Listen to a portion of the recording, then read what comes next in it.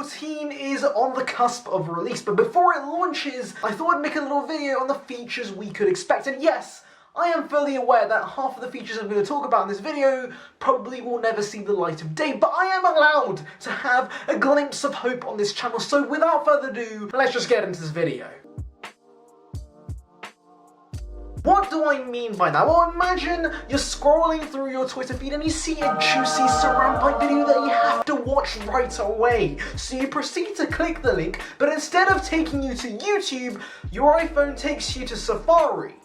The amount of times this has infuriated me on a daily basis is countless, okay? Apple, please, above all, just fix this tiny issue. Now, this yet again is an incredibly useful feature that is already on the iPad. For example, when you're listening to a song on YouTube, you can leave it in the background, or when you want to check something while watching a movie or a TV show, you can just minimize it into a little pop-up and, of course, check whatever you want to check. And I totally understand how pointless this feature would have been when our iPhones were like, you know, this big. But the iPhones we have right now are gigantic. In fact, this year's Pro Max is expected to be 6.7 inches. So it's time we take advantage of that real estate.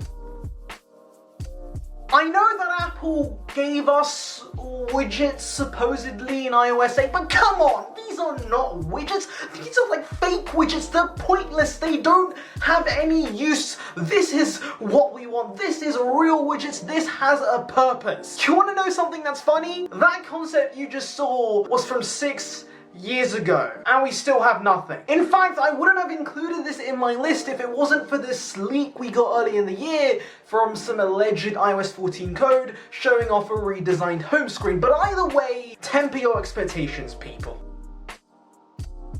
Now this never fails to piss me off, because I don't want whatever I'm doing on my phone to be abruptly stopped when my dodgy uncle from Sri Lanka decides to call me for no absolute reason. And guess what? Android already has a magical solution to this. Pop-ups! And what's worse is that macOS already has pop-ups, so Apple, just copy and paste it over to iOS. It can't be that hard. Oh, and the same thing goes to Siri, okay? She does not deserve to take up the whole screen to tell me this. So I've just realized that everything I've been asking for are just features on Android. In fact, why do I even use an iPhone?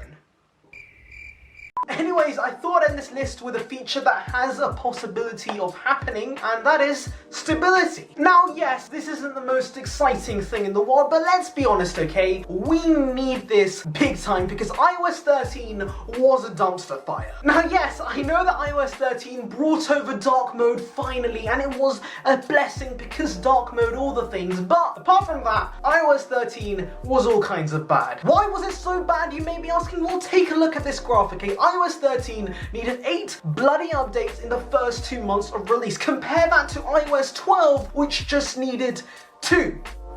Yeah, iOS 13 needed 8, and it was still crap. And these bugs have been real issues. For example, I've had many instances where I'm out in public and my phone just randomly decides to shut down for no reason, and then it momentarily refuses to turn back on. That is a serious problem, because if I was in a sticky situation, my iPhone taking a 5-minute breather isn't going to particularly help. So even if Apple can't make any of my other requests possible, the least I hope for with iOS 14 is better stability. But even then, I'm being a tad optimistic, because we all know Apple's just gonna throw in a few emojis and call it a day. Because spending billions of dollars on R&D to let people turn into poop makes a lot of sense, apparently. Anyways, as usual, welcome back to the word at the end thingy where I tell you to put a word in the comments below if you've made it this far. And today's word is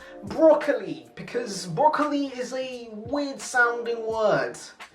Yes. And on that note, I end it here. Thank you for watching. Subscribe for your daily dose of tech. Like this video if you enjoyed it. And of course, feel free to give me any feedback on the content itself, because it would be appreciated. Anyways, see ya, peeps.